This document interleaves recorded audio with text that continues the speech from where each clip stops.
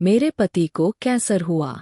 हर कोई मुझे कहता तुम डिवोर्स लेकर दूसरी शादी कर लो, अपनी जवानी बर्बाद ना करो, तेरे पति ने वैसे ही मर जाना है। मगर मैं पति की सेवा करती, घर में काम करके उसका इलाज महंगे अस्पताल से करवाया। उसके लिए मैं ढेरों पूजा करती, प्रार्थना करती, भगवान से अपने पति की जिंदगी की लंबी उम्र की प्रार्थना करती। मुझे कहता तुम मेरे लिए इतना क्यों करती हो, तुमने जीते जी स्वर्ग जीत लिया है। कई साल बाद जब पति सेहतमंद हो गया तो मैं खुश हो गई, मगर उसने ठीक होते ही डिवोर्स देकर घर से निकाला तो मेरा कलेजा मुट्ठी में आ गया। मैं अनाथ आश्रम में रहने लगी। कुछ दिन बाद पति ने डिवोर्स की वजह बताने आया। पति की बात सुनकर मेरे पैरों तले से जमीन निकल गई थी, क्योंकि मैं बहुत खुश थी। मैं अपने पति की पसंद का खाना बनाया था और खुद उसकी पसंद का सूट पहना था, लेकिन मैं नहीं जानती थी कि मेरी जिंदगी का सबसे भयानक दिन होगा। मेरा पति जैसे ही घर में दाखिल हुआ, मैंने मुस्कुराते हुए उसका स्वागत किया था, मगर उसके चेहरे पर गुस्सा, एक अजीब सी परेशानी थी। मैंने धीरे से पूछा, सब ठीक तो है ना? वह खूंखार नजरों से मुझे देखते हुए सोफे पर बैठ गया। मैं भागती हुई गई, उसके लिए पानी का गिलास लेकर आई। मैंने जैसे ही उसे पानी का गिलास दिया, उसने एकदम से मुझे धक्का देकर पीछे किया। बोला, चुड़ैल औरत, मैं तुझे डिवोर्स देकर ही रहूंगा। मेरी आंखों में आंसू आ गए थे। मेरी जिंदगी एक ही पल में बर्बाद हो गई थी। मेरी आंखें फटी की फटी रह गई थी। मैंने कांपती आवाज में डिवोर्स देने की वजह पूछी तो उसने एक जोरदार थप्पड़ मेरे चेहरे पर मारा और कहा, तुम्हें सुनाई नहीं दिया? मैंने तुम्हें डिवोर्स दे दी है। अब मेरे घर से दफा हो जाओ। अब तुम आजाद हो। मैंने तो तुम्हारे लिए सारी दुनिया को छोड़ दिया। जब तुम बिस्तर पर थे, लाचार थे, बीमार थे, तुम्हारे बचने की कोई उम्मीद नहीं थी, तब भी मैंने तुम्हारा साथ दिया, दिन रात तुम्हारी सेवा की, तुम्हारी बीमारी को अपनी बीमारी समझा। आखिर मेरी गलती क्या थी? बस बंद करो अपनी बकवास। तुम यहाँ से जिंदा जा रही हो, यह भी तुम मेरा एहसान समझना। यह कहकर उसने मुझे बाजू से पकड़कर दरवाजे की तरफ धकेल दिया, जिसने उस घर को और उसे अपने खून पसीने से संवारा था। आज उसके चौखट पर अजनबी बनकर खड़ी थी। मेरे हाथ में ना कोई कपड़ा था, ना कोई जेवर और ना कोई किराया था। मैं सिर्फ एक टूटे हुए दिल के साथ बाहर खड़ी थी। पड़ोसन दरवाजे से झांक रही थी, कोई खिड़कियों से झांक रहा था। सबके चेहरे पर मैं तमाशा बनी खड़ी थी, लेकिन किसी के अंदर प्यार नहीं था। मेरे हंठ पर सिर्फ एक विनती थी, हे भगवान, मैंने क्या गलती की?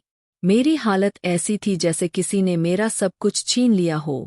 आंखें भीग रही थी, दिल में हजारों सवाल कदमों में बेबसी सिमटाई थी। कोई सहारा नहीं था। मैंने अपने हिस्से की जमीन बेची थी, पति के बीमारी में लगा दिया था। आज मैं बिल्कुल खाली हाथ रह गई थी। सिर्फ एक उम्मीद, मायके में अपने भाई के घर पहुंची। दरवाजा खटखटाया। भाभी ने दरवाजा खोला। मुझे ऊपर से नीचे तक देखा, जैसे कोई बेचैन सवाल उनकी नजरों से झांक रहा हो। मैं चेहरे पर दुख लिए दरवाजे पर खड़ी थी। उसने पूछा जैसे मेरे आने से उनकी दुनिया में कोई परेशानी पैदा हो गई हो। भाभी, मुझे भाई से बात करनी है। भाई कमरे से निकले। मेरी हालत देखकर कुछ पल रुके, फिर गंभीर शब्दों में पूछा, डिवोर्स हो गई है ना? मैंने सर हिलाकर कहा। मेरी आंखें नम थी, लेकिन जुबान बिल्कुल चुप थी। कुछ दिन रह लो, लेकिन यह बातें बाहर मत फैलाना। उनके शब्दों में वह प्यार नहीं दिखाई दिया जो एक भाई के शब्दों में होनी चाहिए थी। फिलहाल के लिए उस घर में मुझे थोड़ी सी जगह मिल गई थी, लेकिन कुछ ही दिनों में भाभी के व्यवहार में बदलाव आने लगा। सुबह मेरे लिए खाने के कुछ न होता, रात का बचा हुआ ठंडा बासी खाना दिया जाता।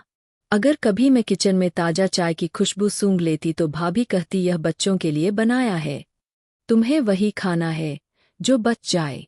एक दिन जब मैंने बच्चों से बात करनी चाही और उन्हें कहानी सुनाने लगी तो भाभी ने गुस्से से मना कर दिया। मेरे बच्चे से दूर रहा करो। मैं नहीं चाहती डिवोर्सी औरत मेरे बच्चे के पास आए। यह सुनकर मेरा दिल जैसे किसी ने नोच लिया हो। मैं उन बच्चों को प्यार से देखती, वही बच्चे जिन्हें मैंने झूले में लिटाया था, जिनके दांत निकलने पर मैंने खुशी में मिठाई बांटी थी, आज उनसे बात करनी भी जुर्म बन गई थी। कुछ दिनों के बाद शाम को जब मैं कमरे में बैठी थी, भाभी दरवाजे पर आई और गुस्से में कहा, नंदा, जब से तुम इस घर में आई हो, मेरे कई जेवर चोरी हो गए और तुम ही हो जो कमरे में आती जाती रहती हो। मेरी तो आंखें फटी की फटी रह गई। भाभी, आपको मुझ पर शक है क्या? मैं कैसे चोरी कर सकती हूँ? तुम जैसी बेसहारा औरत ही मौका की तलाश करती रहती है। लेकिन अब तुम यहाँ नहीं रह सकती। मेरे जिस्म से जैसे जान निकली थी। मैंने भाई से बात करने की कोशिश की लेकिन वह भी नजरें चुरा गए। नंदा, तुम पर इल्जाम लगाया है। हम तुम्हें और ज्यादा दिन इस घर में नहीं रख सकते। उस रात मैंने अपने टूटे हुए चप्पल पहने चुपचाप भाई के चौखट से लौट आई थी। आसमान पर चांद भी धुंध में छुपा हुआ था और मैं एक बार फिर बेसहारा, बेघर और बेनाम। मेरे कदम मुझे उस जगह ले गए जहां मैंने कभी सपने में भी नहीं सोचा था। अनाथ आश्रम के दरवाजे पर पैर रखा। वहां की मालकिन ने दरवाजा खोला। बेटा, तुम यहाँ इस वक्त में रो पड़ी थी। सिर्फ इतना कह सकी, माँ, कोई जगह हो तो बस मुझे रहने के लिए दे दो, मैं यहाँ बैठकर सांस ले सकूं। उसने मुझे गले से लगा लिया। आओ बेटी, यह जगह तुम जैसे बेसहारा लड़कियों के लिए ही तो है। अनाथ आश्रम में एक कमरे में मुझे जगह मिल गई थी। फर्श पर एक चटाई, एक पंखा और एक पुराना सा आईना। लेकिन इस कमरे में सुकून था। वह सुकून जो कई रिश्तों के साथ रहकर भी नहीं मिला था। मैंने अपना जमीन पैर पर रखा और कहा, हे भगवान, अगर मेरा यह जिस्म बोझ है तो उसे अपनी सेवा में बदल दे। अब मेरा नया सफर शुरू होना था, जहां किसी को ना मेरे बीते हुए कल को मालूम था, ना कोई मेरा भविष्य जानना चाहता था। वहां सिर्फ मेरे भगवान थे और मैं अनाथ आश्रम के कमरे में पड़े एक पुराने आईने के सामने बैठी थी। अपना साया भी अजनबी लग रहा था। वह नंदा कहाँ गई जो कभी हंसती थी, गुनगुनाती थी, हर बात पर पति के चेहरे के असर देखती। अब मेरे चेहरे पर सन्नाटा था और दिल में उदासी था, लेकिन मेरे अंदर तूफान उठा था। कुछ यादें रह गई थी जो मुझे जीने नहीं देती थी। उन यादों को सोचते सोचते, तुम्हारे हाथ में वह जादू है नंदा। वह मुस्कुरा कर कहता, जादू नहीं, मोहब्बत है। मैं शर्माते हुए जवाब दे देती। हमारी शादी को कुछ महीने हुए थे और जिंदगी जैसे फूलों की सेज लगती थी। छोटे छोटे पल, जब राजेश घर आता तो मेरे हाथ की चाय मांगता और फिर वह चाय पीते हुए मेरी आंखों में झांकते रहते। मुझे लगता था मैं दुनिया की खुशकिस्मत औरत हूँ। फिर वक्त ने जैसे करवट ले ली। एक दिन उसकी तबीयत खराब हो गई। बुखार, कमजोरी, थकान। हमने सोचा शायद काम का दबाव है, लेकिन जब वह बार बार बुखार में पड़े रहे तो दिल में एक डर महसूस होने लगा। शाम के वक्त मैं खिड़कियों से जाग रही थी। आसमान जैसे किसी अनजाने गम में डूबा हुआ था। मैं अस्पताल के वेटिंग रूम में अकेली बैठी थी। हाथ में वह सफ़ेद रंग का लिफाफा था जिसमें मेरे पति की रिपोर्ट थी। दिल जोर जोर से धड़क रहा था, जैसे वह पहले से जानते हो, यह कागज मेरे सुकून को निगल जाएगा। डॉक्टरनी ने मुझे अलग बुलाया था। वही पुराना हरा हुआ चेहरा, लेकिन आज उसकी आवाज में एक अजीब सी खिंचाव थी। श्रीमती, आपको हौसला रखना होगा। उसने मेरे हाथ पर हाथ रखा। मेरी आवाज कांप रही थी। डॉक्टरनी ने गहरी सांस ली। वह शब्द कहे जिन्हें सुनने के बाद मेरी दुनिया रुक गई थी। आपके पति को ब्लड कैंसर है। मेरी आंखें खाली हो गई। मैं सुनना नहीं चाहती थी, समझना नहीं चाहती थी। सिर्फ एक शब्द दिमाग में गूंज रहा था, कैंसर, वह भी मेरे पति को। मैंने कांपते होठों से पूछा, क्या इसका इलाज नहीं? डॉक्टर ने चुप से कहा, अगर जल्दी इलाज न शुरू किया गया तो वक्त थोड़ा कम है। मेरे कदम जैसे जमीन में धंस गए। बाहर आकर मैं दीवार से लगकर बैठ गई। दोनों हाथों से अपना मुंह छुपा लिया। बेआज रो पड़ी थी। वह पल ऐसा था जब ना आंखें बोलती थी ना जुबान, बस दिल चीख रहा था। जब घर पहुंची तो वह सोफे पर लेटे थे, चेहरे पर कमजोर, आंखों में हल्की कमजोरी। कुछ डॉक्टर ने दवाई भी दी।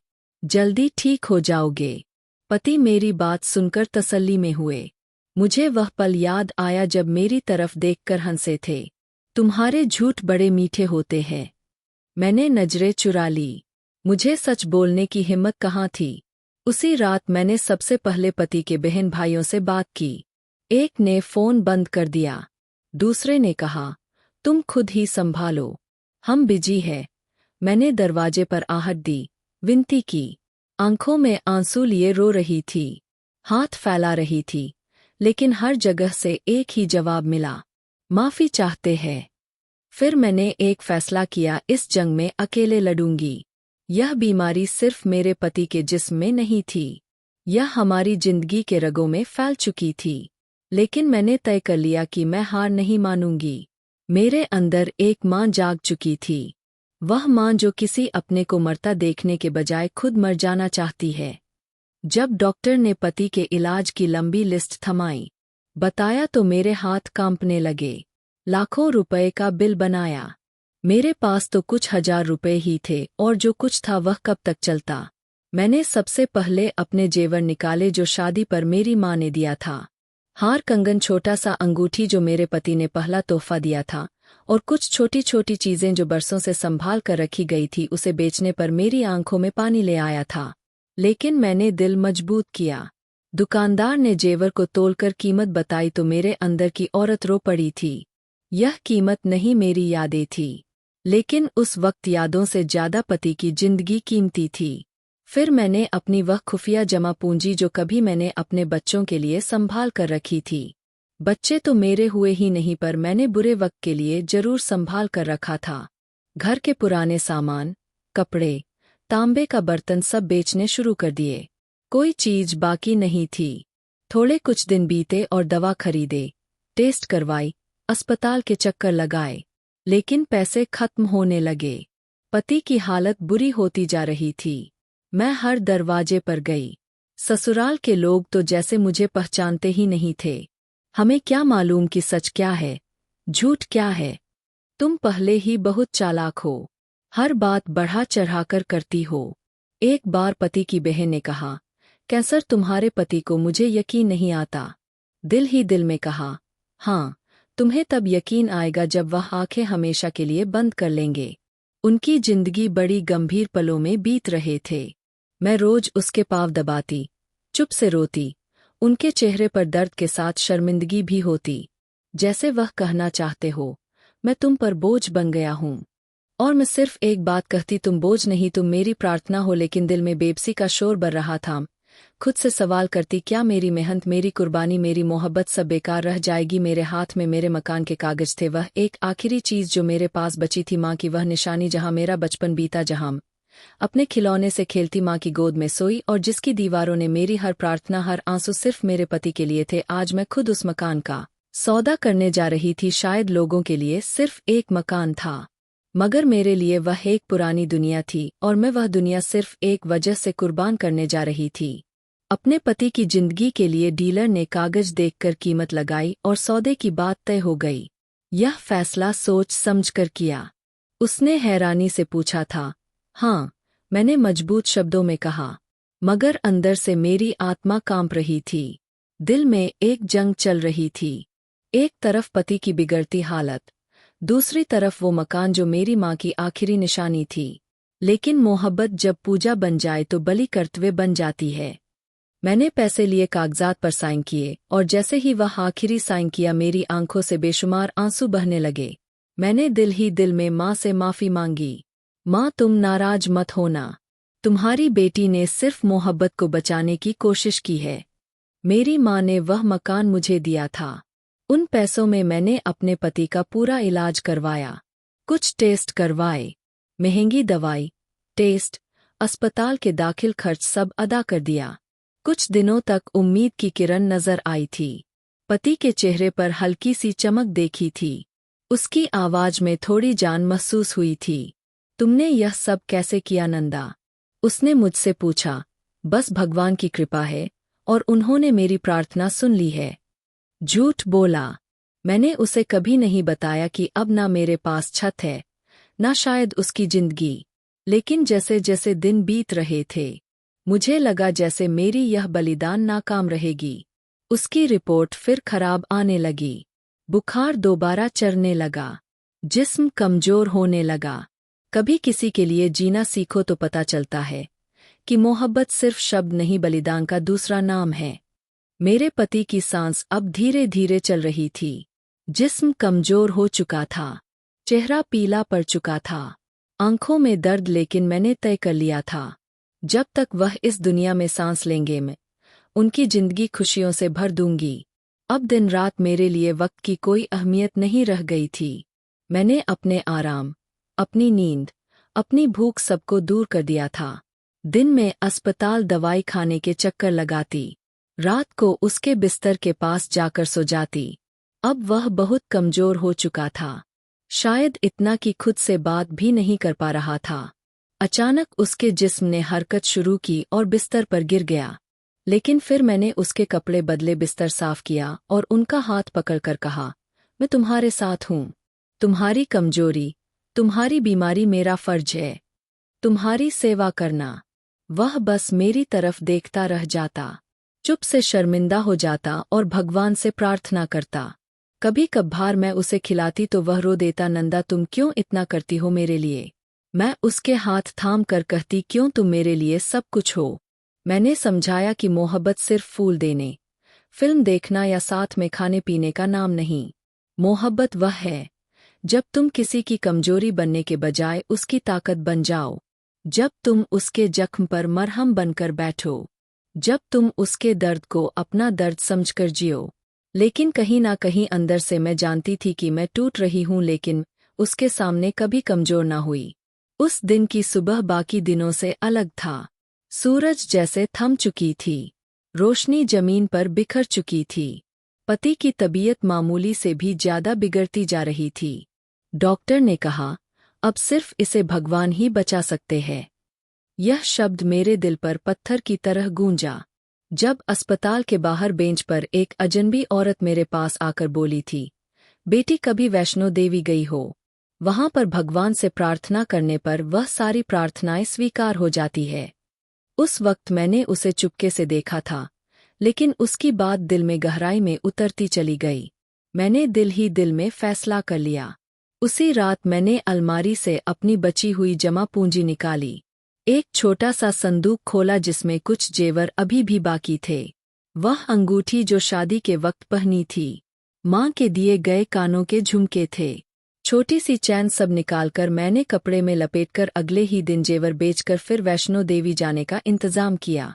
अपने पति के लिए मैं हर उस भगवान के चौखट पर जाना चाहती थी, उनका दरवाजा खटखटाना चाहती थी जिसके लिए अपनी पूरी दुनिया दांव पर लगा चुकी थी। नंदा, हम कहाँ जा रहे हैं?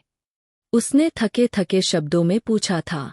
बस भगवान के चरणों में जा रहे हैं, वहां हम उनसे प्रार्थना करेंगे, शायद तुम्हारी तबीयत ठीक हो जाए। उनकी आंखों में एक चमक आई थी। हम वैष्णो देवी निकल चुकी थी। जैसे जैसे रास्ता नजदीक आ रहा था, दिल धड़कने लगा। वह जगह थी जहां मैं अब आखिरी प्रार्थना करने जा रही थी, मेरे पति को जिंदगी दे दे। भगवान, जब पहली बार मेरी नज़र वैष्णो देवी के चराई पर और वैष्णो देवी के मंदिर पर पड़ी तो मेरे कदम जैसे जमीन में जम गए थे। आंखों में नमी थी, दिल किसी नामालूम हालत में डूबा हुआ था। मेरे पति मेरे कंधे पर थे, उनमें बच्चों जितना वजन था, उनका चेहरा पीला पड़ चुका था। वह वैष्णो देवी को देखते, उनकी आंखों में आंसू भर आए थे। वह भी भगवान से प्रार्थना कर रहे थे। हम दोनों ने वह पल बहुत चुप के साथ बिताया था। और फिर उसने मेरी तरफ देखा और धीरे से कहा, नंदा, मुझे माफ कर देना, अगर कभी तुम्हारे दिल को तकलीफ दूं तो। मैंने उसके हाथ थाम लिए और कहा, आप बस भगवान से प्रार्थना कीजिए, जो कुछ है अब वही संभालेंगे। हम दोनों ने मिलकर भगवान से ढेरों प्रार्थना की, उनके सामने बैठकर बहुत रोए, प्रार्थना किया। मैंने कहा, भगवान मेरे पति को बस ठीक कर दे, मेरी बस एक यही प्रार्थना है, मुझे और कुछ नहीं चाहिए। मेरे आंसू रुक नहीं रहे थे, मगर दिल ना थमा। उसी रात वैष्णो देवी की चढ़ाई से नीचे आ रहे थे, मैं रोई जा रही थी। हम दोनों चुप से भगवान से प्रार्थना कर रहे थे। फिर अचानक मैंने उसे देखा। उसकी सांसें पहले से ठीक लग रही थी, एकदम से सीधा होकर बैठे थे और उसके चेहरे पर हल्की सी रोशनी भी थी। नंदा, मेरा सीना हल्का लग रहा है। अजीब सा सुकून है। उसने कहा। मैंने हैरानी से उसे देखना शुरू किया और दिल में धन्यवाद किया। शायद वह पल था जिसके लिए मैंने सब कुछ कुर्बान किया था। उसी वक्त मैंने भगवान का धन्यवाद किया। मेरी आत्मा तक काम गई थी और होठों पर बस एक प्रार्थना थी। भगवान, तूने हमारी सुनी, मुझे अकेला नहीं छोड़ा। वह पल हमारे लिए बहुत कीमती था। कभी कभी इंसान के दिल की गहराई से निकली हुई प्रार्थना आसमान को चीरती हुई भगवान तक पहुंचती है, और शायद मेरी फरियाद भी उस वक्त पहुंच चुकी थी। वह रात बहुत खास थी। वैष्णो देवी के चरणों में प्रार्थना करने का एक अलग ही सुकून है। अब दिल को सुकून मिला था, लेकिन पति की तबीयत अब मुझे ठीक लग रही थी। मैंने उसके पांव दबाए। मेरे पति नींद में चले गए। खुद भी भगवान से उन्होंने बहुत प्रार्थना की थी और फिर हम अपने होटल आए। रात के आखिरी पहर मैंने आंखें बंद की थी। तभी सपना आया। सपने में वैष्णो देवी के सामने खड़ी थी। हर तरफ रोशनी ही रोशनी थी। मेरी आंखें बंद, हाथ जुड़े, आंखों से आंसू बह रहे थे। अचानक एक चीख सुनाई दी। वह आवाज मेरे कानों में गूंजी। मैं तुम्हारे साथ नहीं रहूंगा। मैं तुम्हारे साथ नहीं रहूंगा। मैं तुम्हें डिवोर्स दूंगा। यह आवाज किसी अजनबी की नहीं थी, मेरे पति की थी। मैं घबरा कर उठ बैठी थी। सांसें तेज हो गई थी। पसीना माथे पर जम गया था। दिल की धड़कनें तेज हो चुकी थी। आंखें खोलकर देखा तो मेरे पति बिल्कुल आराम से आंखें बंद करके लेटे थे। मेरे पति अभी तक सुकून में सो रहे थे। उसके चेहरे पर अब भी हल्की मुस्कुराहट दिखाई दे रही थी, जैसे उसने अभी अभी कोई सपने में खुशी देखी हो। लेकिन मेरे दिल में डर ने जगह बना लिया था। मैंने खुद से सवाल किया, कैसा सपना था? भगवान के घर में मुझे ऐसी आवाज क्यों सुनाई दी? क्या किसी आने वाले तूफान की खबर थी, या बस मेरा वहम था? उस वक्त मैंने सोचा शायद यह मेरे दिमाग में बैठा हुआ डर है। अगर वह ठीक हो गया तो कहीं वह मुझे छोड़ तो नहीं देगा। लेकिन जल्दी अपने ख्याल पर मैं बहुत शर्मिंदा हुई थी। नहीं, वह ऐसा नहीं कर सकता। वह तो मेरी सेवा पर बहुत खुश है और शर्मिंदा होता है। रात की बाकी घड़ियां आंखों में ही कट गए। सोने की कोशिश की मगर दिल बेचैन रहा। जुबान पर बस एक ही प्रार्थना थी, हे भगवान, अगर ऐसा सपना था सपना ही रहे, हकीकत ना बने। लगता है मुझे कोई वहम हो गया है। तू मेरे दिल को सुकून दे दे। सपना खत्म हो चुका था। कुछ देर के लिए धुंधला कर दिया था।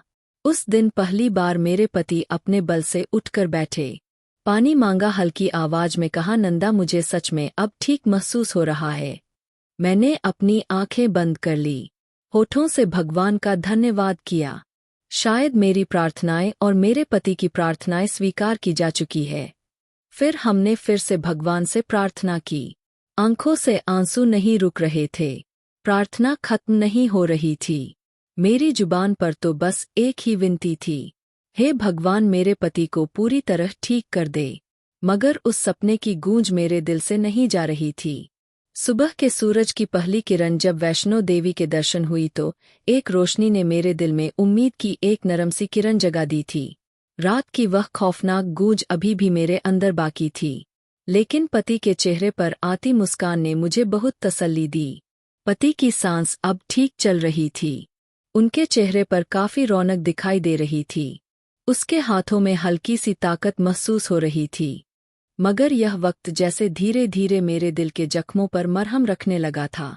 नई जिंदगी, नया घर, चेहरे, सब कुछ बदला था। लेकिन उस बदलाव में अजीब सा सुकून भी था। राजेश साहब, मेरे पति एक सुलझे हुए नरम दिल इंसान साबित हुए थे। उनके शब्दों में कभी सख्ती नहीं थी। उनकी मौजूदगी में एक अजीब सा प्यार महसूस होता था। वह मुझसे कभी मेरे बीते हुए कल के बारे में नहीं पूछते, ना ही कभी मेरे जख्मों को छेड़ते थे। वे बस चाहते थे कि मैं खुद को संभालूं। नए सिरे से उनके 3 बच्चे थे। अब धीरे धीरे मेरी जिंदगी का हिस्सा बनने लगे थे। सबसे छोटी बच्ची रोज मेरी गोद में आकर बैठ जाती और कहती, मम्मी, आपकी गोद में मुझे बहुत आराम मिलता है। मेरे बच्चे ना होने के अधूरे सपने रह गए थे, अब पूरा होने को जा रहा था। मैं सुबह उठकर बच्चों के लिए नाश्ता तैयार करती, उन्हें स्कूल भेजती, घर संभालती और फिर अपने लिए वक्त निकालती। मैं खुद को आईने में देखती तो एक पल को रुक जाती। यह वही नंदा थी मगर थोड़ा बदली हुई थी। मैंने दोबारा अपने लिए कपड़े लिए, हल्का सा मेकअप करना शुरू किया, अपने बालों को संवारने लगी, आईने से नजरें मिलाने लगी। राजेश साहब अक्सर शाम को काम से वापस आकर कहता, नंदा तुम्हारा चेहरा पहले से ज्यादा प्यारा लगता है। और मैं मुस्कुराकर जवाब देती, यह सुकून आपके प्यार की देन है।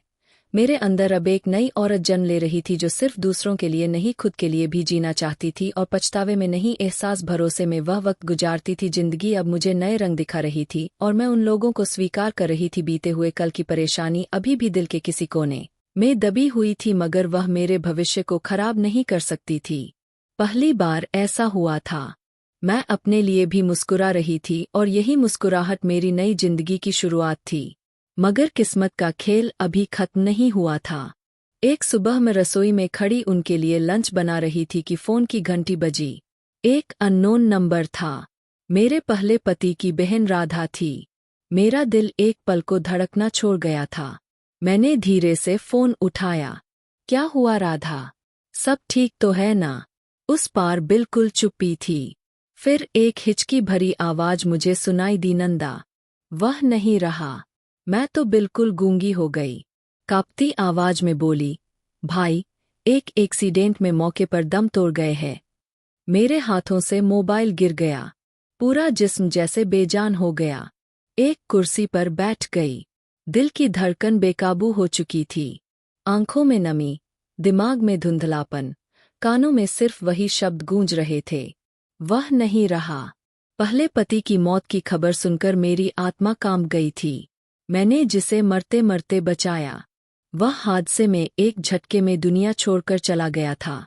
जिसके लिए मैंने भगवान से इतनी प्रार्थना की थी, जिसके लिए मैंने सब कुछ बर्बाद कर दिया, अपना घर बेच दिया। भगवान ने उसे एक झटके में अपने पास बुला लिया था। मेरे दिल से एक आह निकली, सांस बेकाबू हो गई। राजेश साहब भागते हुए आए। नंदा, क्या हुआ?